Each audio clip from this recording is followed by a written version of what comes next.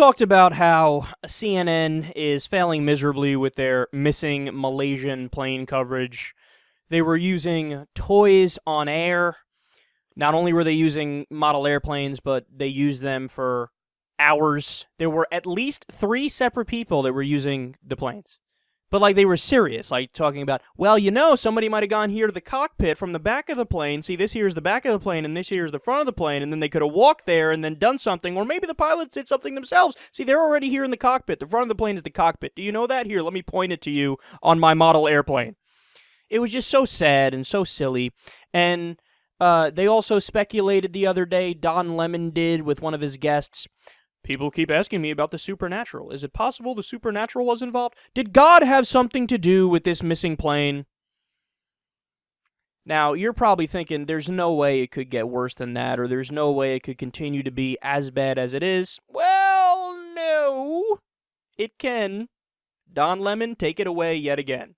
What if it was hijacking or terrorism or mechanical failure or pilot error? But what if it was something fully that we don't really understand? A lot of people have been asking about that, about black holes and on and on and on and all of these conspiracy theories. Let's look at this. Noah says, what else can you think about? Black hole, Bermuda Triangle. And then Deji says, just like the movie Lost. And of course, they're also referencing the Twilight Zone, which has a very similar plot. That's what people are saying. I know it's preposterous, but is it preposterous, you think, Mary? Well, it is. A black hole is about, a small black hole would suck in our entire universe. So we know it's not that. Bermuda Triangle is often weather, and Lost is a TV show. All right, that woman was great at the end there. So can you explain to everyone the movement Capitalize the B? The Capitalize the B movement is basically a movement to encourage the media and the remaining institutions who refuse to capitalize the letter B when referring to black people. If you, for instance, if you read the New York Times or any of the major media outlets, you'll notice that when they refer to black people, it's always with the lowercase b, which grammatically is just incorrect.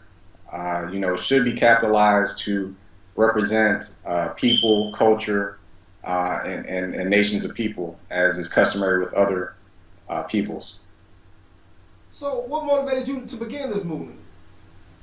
Well, I'm writing a book right now. I'm writing a book which is in many aspects a memoir, but it analyzes the 3 pervasive themes that have occurred throughout black families in this nation, which are namely debt, religion, and black popular music. And so looking at that, I've titled my book, I'm a Black Man. And I was sending off excerpts of my book to different editors, trying to figure out who I wanted to use to edit my book. And, I sent one off and I got some feedback or response back. And, everywhere that I had capitalized the B in black person, black man, etc., they crossed it out and lowercased it. And, I was furious. Something that's bothered me, since I've been in grade school. I've always felt that the B should be capitalized, and if you look at the grammar rules, like I said, it really should be. Until running up for president, I guess. So anyway, so that's not what I'm talking about. So here's the deal. So in this discussion, Don Lemon was addressing, there's a group of people called American Descendants of Slaves. And they decided, and then there's also other factions of people who don't support her candidacy. And out of various reasons, a lot of the reasons are circulating around her blackness. And so during this segment, Don Lemon essentially was asking April Ryan to address the controversy. April Ryan was like, well, she's a black person. And Don Lemon was like, yeah, I recognize she's a black person, but you do realize that the people that are questioning her are questioning whether she's African American, not whether she's black enough, but whether or not she can be traditionally considered an African American. And April Ryan was like, of course. And so they went back and forth, and there's different schools of thoughts. Although, some people are saying Don Lemon came out smug and arrogant, and April Ryan seemed like she didn't understand or confused. But anyways, there's different schools of thoughts of people interpreting that exchange between the two of them. But I said, I wanted to address it and give my thoughts of why there's a confusion. For sure. I do want to ask you about about Kamala Harris. During a radio interview this morning, she was asked about people questioning that she's not black enough, and I found it was important how she answered it and what she said. Let me play for you what she said. So I was born in Oakland. Yeah. And raised in the United States, except for the years that I was in high school in Montreal, Canada. And look, this is the same thing they did to Barack. Yes. This is not new to us. And so I think that we know what they're trying to do. They're trying to do what has been happening over the last 2 years, which is powerful voices trying to sow hate and division among us. Mm-hmm. And so we need to recognize when we're being played. What do you think of her response? You know, I think it's a good response, and I think it's something she's going to have to answer more so in terms of politics, right? I mean, on the one hand, the question of blackness is about sort of where did you grow up and who your parents were, but it's also a question of how black are your politics, right? How well do they represent African Americans? And I think so her record as a prosecutor, I think when sometimes people talk about how black she is, in some ways they mean her record as a prosecutor and whether or not that is in line with what's best for African Americans, because we know about the disproportionate ways in which the criminal justice system has affected African Americans. But yeah, I mean, I think this is a question that she's going to get. You hear a lot of sort of Twitter buzz on this in some ways, with people questioning whether or not she's just performing blackness. Is she really black?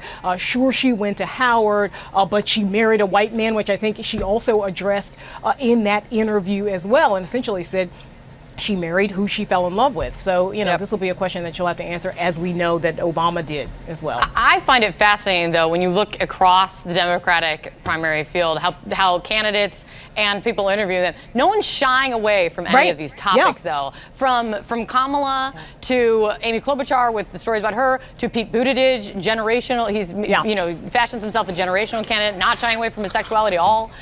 This is a fascinating moment to watch play out. It's good to see you guys. Thanks. Thanks, Kate. Good for her. You know, there's a lot to unpack here. Number one, what does black enough mean? Can someone give me a definition of what black enough is? I don't want to go down the road of the stereotype when people say we're black. Number one, she is a black woman. She's a mixed race woman. When you see her blackness, but she is also South Asian. Her mom is South Asian and her dad is Jamaican. April, let me listen. Yes. More power to her. And I think it's great. That should be enough. Listen, it is enough that she's a black woman. We are not a monolith. No. Exactly. But they did the same thing. No. I think you're not hearing what people are saying. The people who are saying is she black enough, that's bull. That's BS. But to want a distinction to say is she African American, or is she black, or is she whatever. There is nothing wrong with that. There is a difference between being African American and being black. Latino people are people of color, but they're not black. They're brown people. She is a woman of color, but she is a black woman. Okay, that's why I agree with that. I agree with that. But is she African American? No. But is she African American? There is a difference. There's nothing wrong with that. No one is trying to take anything away from her. Let's go down into her lineage. I think you're falling into the trap of that. All she had to do was say, "I am black, but I'm not African American." That's it. Don, I'm not falling in a trap. I'm not falling in. Let me finish. Hold on. I'm not falling into a trap by that. When she goes down her lineage, many Africans landed in Jamaica and all these other Caribbean islands. So she could indeed be African American mixed with other races. But she is Jamaica's not America. But she is a black woman. She was born did not here. Come out of Jim Crow. Okay, well let's go into Ted Cruz. Ted Cruz was born in Canada. I'm not talking about Ted Cruz. This is not about Ted Cruz. You're changing the subject. But you know what? We cannot. It was hypocrisy. I'm not changing the subject. Yes, you are. She's a black woman. I don't know what you want. Cruz. Okay. Can I just say something here? I think there's two versions of this question. One is sort of based in racial stereotypes. Right. You know, does this person act the way I think black people are supposed to act? That's not what I'm saying. I think there's another version of this question. That's not what I'm saying at all. I know. I understand that. I think there's another. I think there's another version of this question, which is, you know, does Kamala Harris care about black people? And if black people give her their votes when she is in office, is she going to still care and still make sure that use her authority to make sure that black people get a fair shake in a country that has historically not given them one? Now, you can talk about you know, there are cultural distinctions. There are cultural distinctions between West Indian immigrants and African Americans, but the fact is that, you know, in America, those distinctions start to matter less because of white racism. Latinos come from many different countries, but the experience of being Latino in the United States is a kind of consolidator. Spanish, yeah. And I Okay, think so I agree with Kamala Harris she's actively Puerto worked Rico, to associate Mexico, all herself over. with African Honduras. American culture, Okay. in particular by going to Howard and in other ways. So I think yes, it is not unfair to make the distinction between Jamaican and African American, but I do think that question, is she black enough, is maybe not the right question for getting the information. But I think that people get. lump that by saying that there is a distinction. There is a difference between being Puerto Rican and being Mexican and being Costa Rican. Yes. All of them are from Latin America, and that is all fine, well, and good. So what is wrong with asking someone who is of color or black, are they African American, are they Jamaican, or whatever it is, but it's not She saying is a black woman in America. we are saying that no She's a one black woman in is saying America. she's not black. Yeah, but We're but asking the, if she's it sounds like her African American. There is prosecutorial a record is on distinction. the There's line, nothing and the wrong fact with that she married, asking that married to question. a white man. And That's all she- that stuff is no, out there. that's not what that is. You're getting the whole black enough that's the thing. kind of stuff that And people no, are- that's not. You're mixing. That's You're missing the where people point, are April. going. That's You're where people are missing going. the point. Go ahead, Doc. That's a Okay, whole I missed different. it. That's It's a over whole my head. different Okay. conversation. That's a whole different conversation. People are asking you if you are of an African American, someone who came out of Jim Crow, out of American slavery. Are your descendants you go. out of that? That's all I'm saying. And there's nothing wrong with saying, yes, I am, or no, I'm She not, feels but the I'm effects still of a being black a black person. woman in America. Absolutely. She feels the effects of Jim Crow being a disagree black with that. person in America. I don't disagree with that. But All there's right. nothing wrong with, remember, when people ask you if you're African American or if you're black, there's nothing wrong with distinguishing what your relationship to Africa and America is. Just like there's nothing wrong for a person who is of Latino descent to say, I am Puerto Rican, or someone to say, I am from Costa Rica, or I am from Cuba, or I am Cuban. There's nothing wrong with making a distinction to say that you are a black person who comes out of the American tradition of being black or African American. What is wrong with that? Absolutely nothing. All she had to do was say, I'm a black woman, my ancestors are not African American, and then just move on. I don't see, that's not a controversy. It should not be controversial at all. What do you have to say, Scott? Here we go. I'm gonna try it. So, in the nutshell, the concept of blackness comes usually from descendants of being from Africa, or a country where there's dark-skinned people. There's dark-skinned people in India. There's dark-skinned people in Southern American countries. There's dark-skinned people in Africa, of course. And so there's dark-skinned people everywhere. However, the term black usually, for the most part, historically, around the world, usually refers to descendants of Africa. So Kamala Harris is a descendant of Africa by way of her Jamaican father's heritage lineage. So along that lineage, she has African heritage.